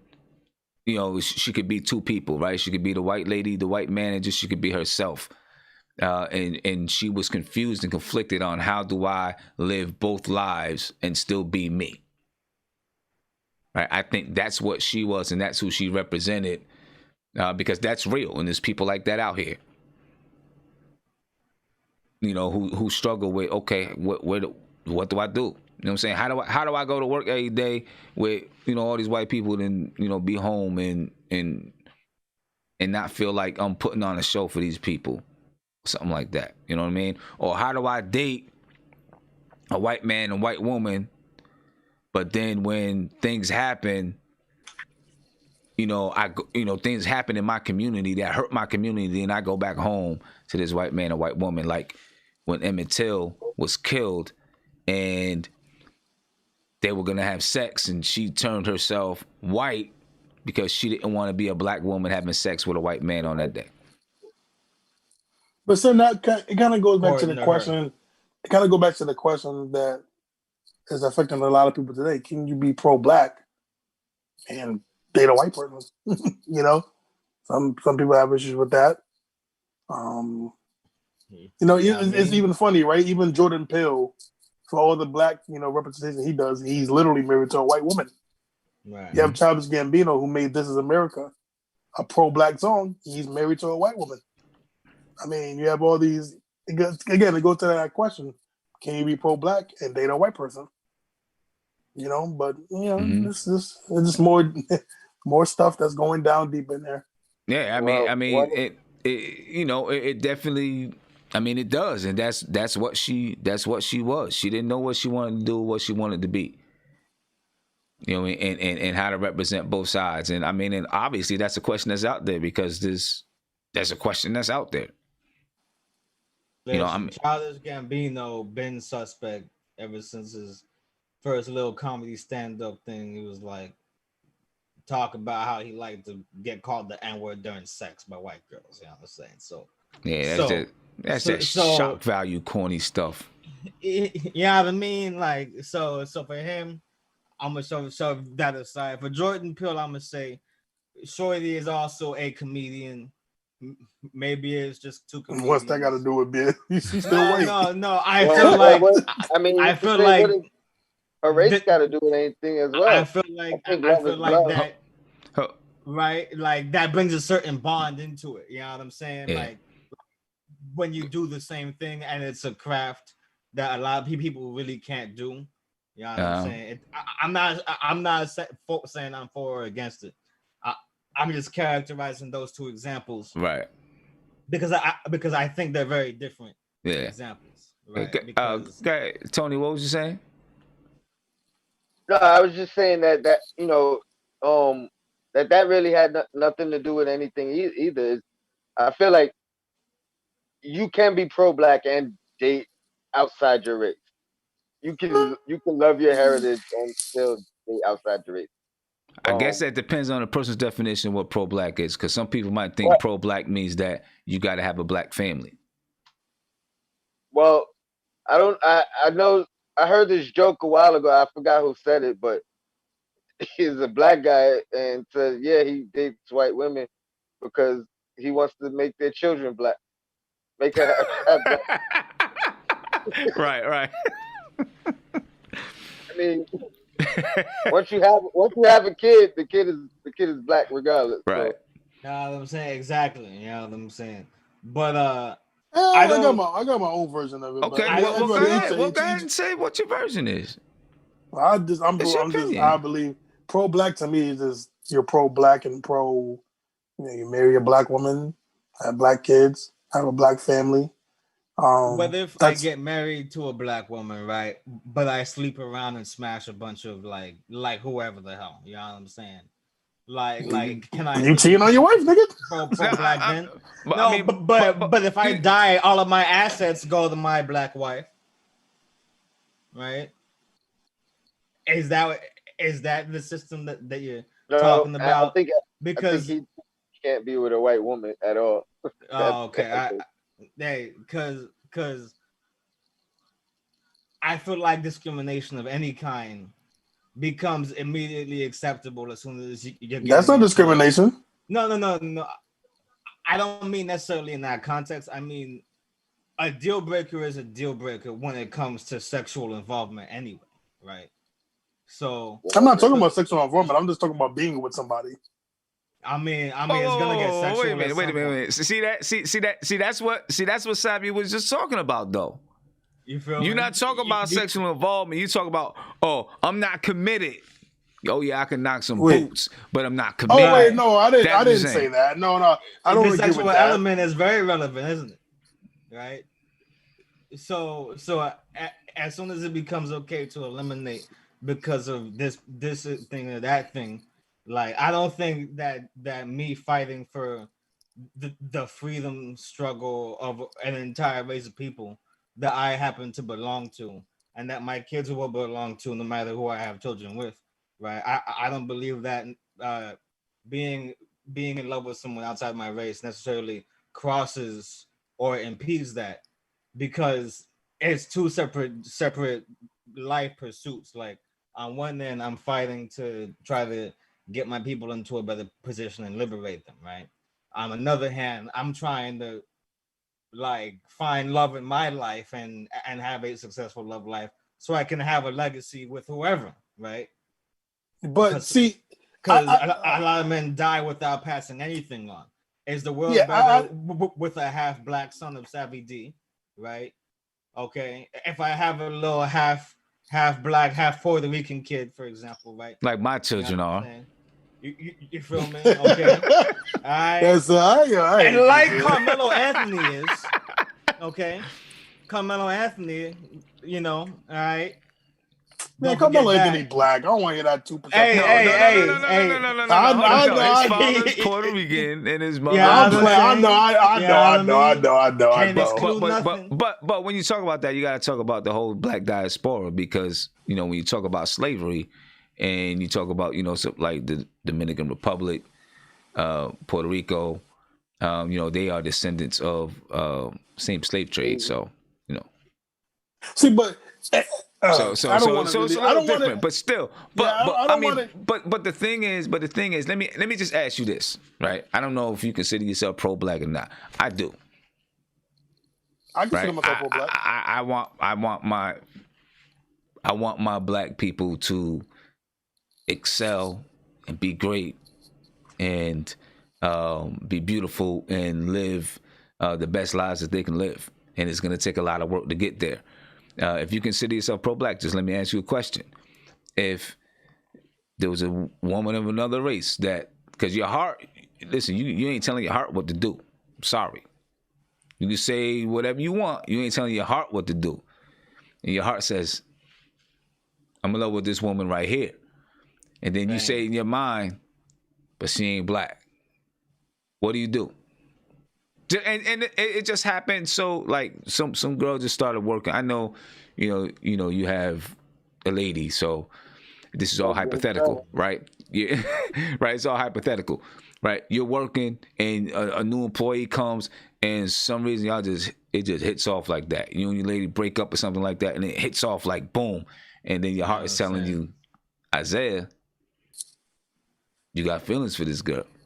And then one day you see in her backpack, she has the autobiography of Malcolm X on the backpack, and you're like, oh snap, like she's down with it, like. Oh yeah, that makes her down with it. No, I mean, what do you do? Asking you, what do I do? I mean, personally, I know me, so I know you give me that idea, but I know me, so yeah. I don't. That don't answer my question. You said I know me. I don't date outside my race. Okay. All right. So I generally, no matter I really what, don't like. If you meet someone and you like, if you meet someone and you like, yo, this like we really do hit it off, like we really click, and I really kind of like her, because your heart will tell you if you like somebody. I really kind of have something feeling. You'll just be like, she ain't black, so ain't even gonna happen. I ain't gonna lie to you, brother. I mean, the most I would probably do would be probably like Puerto Rican. But that's kind of black though. So that's it's a gateway drug. Nah, gateway drug. Man. Okay. No, but I consider Latino though, like some said, I consider Latino, Native American, the indigenous people. That's part of the black culture. That's part of black. Oh, you said indigenous people? See. What? Native Americans? See, Isaiah's cheating. Isaiah, you're cheating. That's not cheating. You're cheating. Native Americans? Okay. No. Okay, I can give you Puerto Rican. I give you that. Boom. Give you that. Cool. Native American? What's wrong with Native Americans? Nothing's wrong. I'm saying, nothing wrong. Nothing wrong. What I'm Like saying Native is Americans, you can't look and say that they're black. There's some. You say okay. Native Americans are not just all pale, light skin with slick hair. I know. True. So come on now. There's the ones that got some afros and nappy hair and stuff and look black. So don't do that. That's not what he's talking Come on, about. Sim. Come on, Sim. Come on, Come man. on. I know you know your history. That's not who you talking about. See, that's not sometimes I'm not Look, talking about. he's trying No. to I'm put not the next thing. talking about Listen, the slick the hair. next Native Americans yeah, right. that they try to pull. Listen, the next thing he's gonna say, you know, and you can, he's gonna say, and you know, Asians too. You can kind of throw them in there. You see what she did in Lovecraft. You know what I'm saying? You're gonna keep inching people in there. I don't even want to hear Afro-Asiatic black people. You know what I'm saying? Then he's gonna say, you know, it's gonna get down to, you know, the white girl that got the real dark tan, her too. You know what I'm saying? Get out of here. She's not white. She's Italian. You know what I'm saying? Right. You know what I'm saying? It's type Come on, territory. bro. But back to Ruby, right? Ruby not only had that interracial relationship, right? She still stuck around after she found out that William was Christina. It's actually kind of funny, the scene where Ruby's walking in there and she's seeing the flesh fall off of Christina and being like what the hell, like damn, like this whole time I thought you were William and it's been you. He's already in love. Christina was straight up in love with Ruby, like for real. I guess as much as a white supremacist can love a black person, right? I guess it was like fetishism, maybe. And then kind of like the slave master with the slave woman, so you know. Right. Ruby comes to find out all of this happened. Christina tells her, "Yeah, I don't care about Emmett Till or none of that, and I don't think you care either. I think you like doing what you want to do when you feel like doing it as a woman and as a black woman, especially because I gave you the potion that makes you white, and you was like, nah, I don't really want to be white like that. You know, I just like being able to do whatever I want, right, and not have to have the pressure of caring." You see, that was the thing about what Ruby said that I feel like doesn't get mentioned. Is she was talking about the burden of black participation in the shared trauma and the shared tragedy. One family's tragedy, it is my tragedy as well, because we've been unified by this horrible experience when really all the kinfolk ain't never ever been the kinfolk. You feel me? Inside the community, it gets very non-racial, doesn't it? You feel me? There's not that much being on code racially. Right. It only becomes a thing that we have to do in the presence of white people and the aggressive racism, right? So we're really not like the least racist, because we're not even thinking racially at home. You know, even though we probably should to get better off. Sometimes we just want to go see a movie and not pull up and find out that we're boycotting the theater now.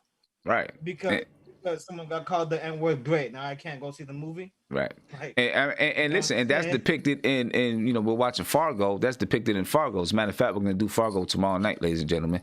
That's depicted in Fargo.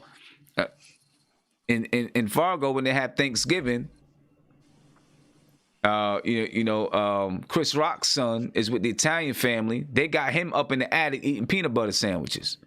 Yep. Chris Rock got their kid at the table with them eating dinner.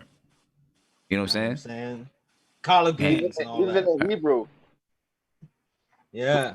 What'd you say? Even the Hebrew Irish dude. Even the dude. Milligan. Yeah, even the Milligan dude. How long he been with them? And he's still eating peanut butter sandwiches. I mean, said we eating peanut butter sandwiches. Right. Yeah, we that's what he said to him, right? Yeah, we're eating peanut butter sandwiches and chilling in the attic. Yeah, but anyway, look, man, and we'll see. It's going to be interesting with Ruby. If she is still alive and they have a season 2, I just have some questions. Is she going to be just Ruby? Or did she impart some kind of spell on her before she went to Ardom to try to become immortal? Well, now Ruby is her still. You know what I'm saying? So that's there's going to be a lot of things looking forward into season 2. Talking about who's raising the children. There's not a man. Montrose is the only man that's in the household to help raise 2 of these children, because he's got his niece and Diana. He's going to have his grandson. Right? Well, I guess we'll find out. Maybe Atticus does come back alive somehow, some way.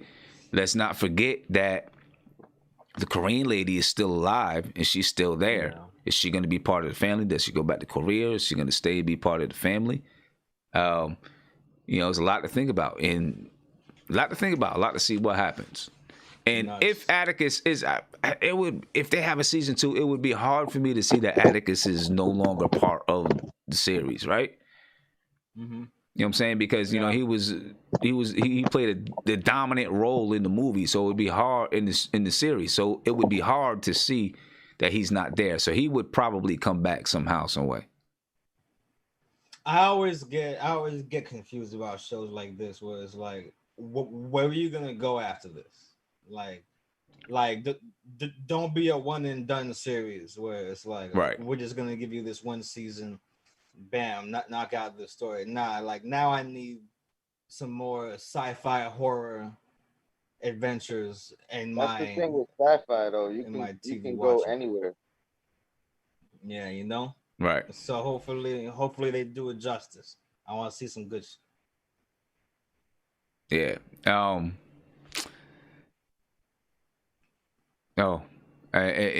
Just people talking about in the chat, talking about Black and Native Americans, indigenous people, race mixing before the slave trade. Yeah, I mean, so that they can make babies for Isaiah. Oh, there you go, man. Only Christopher I acknowledge is Wallace. No, we don't acknowledge Christopher Columbus. Fuck Christopher Columbus. We'll see what happens in season 2, man. This has been a good show to really spur along a lot of discussion and have a lot of things to talk about. Hey, where can I find Fargo at, man? I'm trying to find Fargo. Where the Hulu? It's on Hulu. Can somebody give me their passwords? I forgot Hulu, man. See that? Come on, man. I thought we black. Pro-black. I thought we pro-black. You just said we pro-black. Come on, man. You just said we pro-black. Help a brother out. You gonna pay half my subscription? Man, listen, you got money, man. You good. Let me pay half my subscription. I'll let you use the password. Because you do the double check the plan, get on It's like 5 other independent Black women on mine. Yo, Isaiah's gonna try to trade you his Pornhub password. I don't need that. I don't need that. Excuse me. I don't want that. Hey man, don't knock it till you try it. I don't want that. I don't want that. A man said the premium looks great. I don't want none of that. Cause man, it's been a great show, man.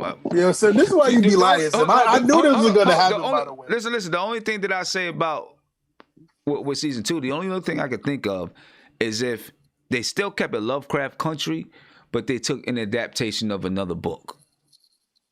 Yeah, you know what I'm saying? It was like a different H.P. Lovecraft based. And maybe have the same characters, but now they're playing out a different story from a different book.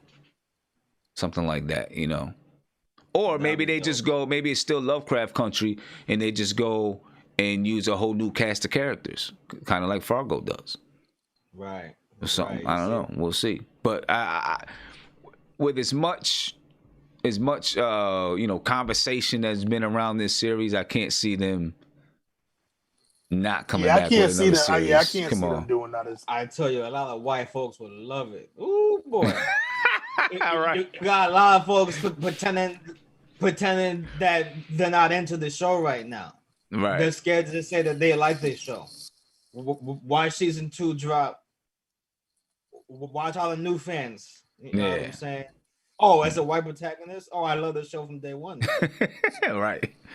But yo, man, I'm gonna head up out of here. You know what I'm saying? Isaiah got we would have been out of here a whole lot earlier if this man was just on time, First of ladies and all, gentlemen. I just want people to know this man Simmer's a liar. He's This talking man was about just if he was on time. my man.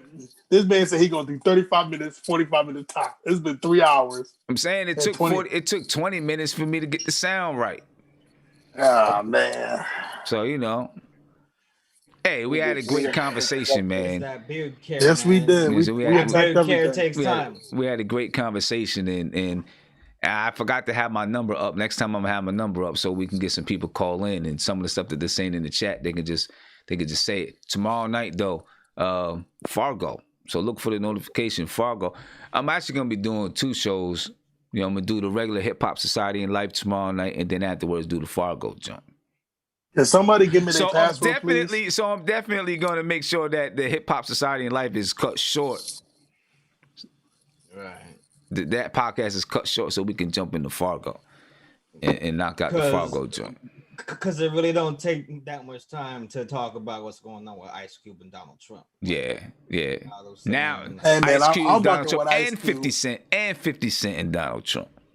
Or what 50 Cent had to say. Maybe 50 Cent just wanted to jump in on the conversation. You know how he do.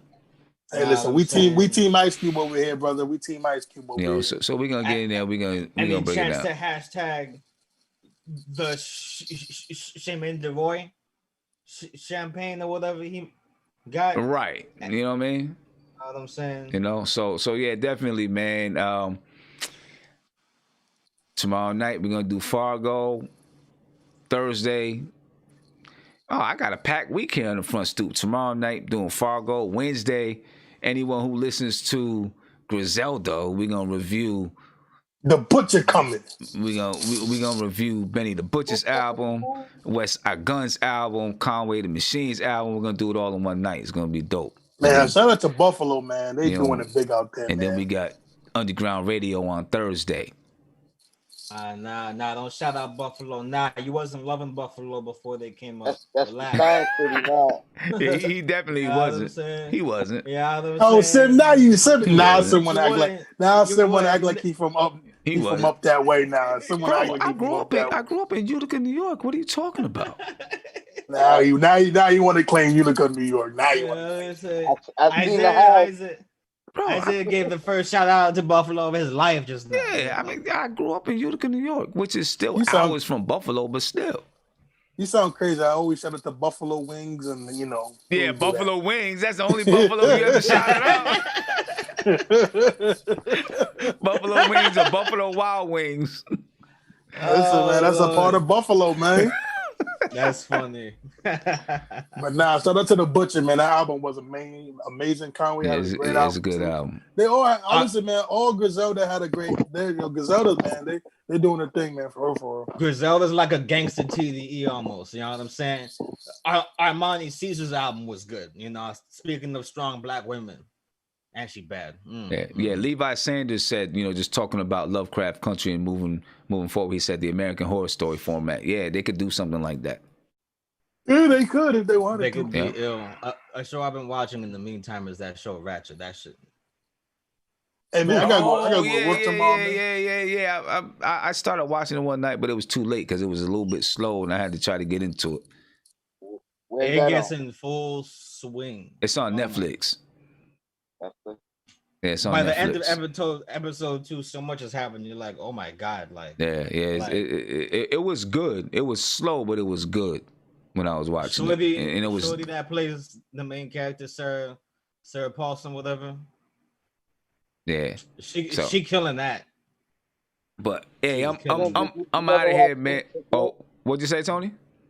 You ever watched Insecure? I never watched it. I never watched Insecure. It's a good show, man. It's a really good show. It's a great show. I never watched it. They deserve an Emmy, man. They deserve an Emmy. One last TV time shout out, PBS special, Driving While Black, Race, Space, and Mobility in America. It's a new little special about getting around and traveling in America while Black. I felt like it was very timely and relevant to Lovecraft Country being out, being that they write the guides for Black travel. So that's Which was actually a real little thing, by something. the way. That was a real thing. Yes, Oh we yeah. know that. Oh yeah. Yeah. We know Absolutely. that. That's it. Yeah, Nah, okay. listen. Yeah. First We know time. that. Come on, man. Some people might not know it, man. No, We know that. True that. Where would we be without Isaiah? Yeah, I mean, I know, you can go on Amazon and purchase a copy of one of those books if you want to. You know, I not gotta not, not an original, but a copy of it. Right. Hey, man, I just want to shout out to y'all, man. Yeah. Appreciate everybody here. Appreciate And for that, everybody for that one joining us. person that disliked the video, your mama's a hoe. Oh, God come bless on, America. man. Chill out. I'm This kidding. dude. I'm kidding. This dude. No, seriously. Now they're gonna go get their burner account and dislike it again. Hey, yo, the front stoop disrespectful. Call her mama's a hoe. Yeah, we out of here, man. Appreciate you guys. Catch us tomorrow night. Hip hop. Black and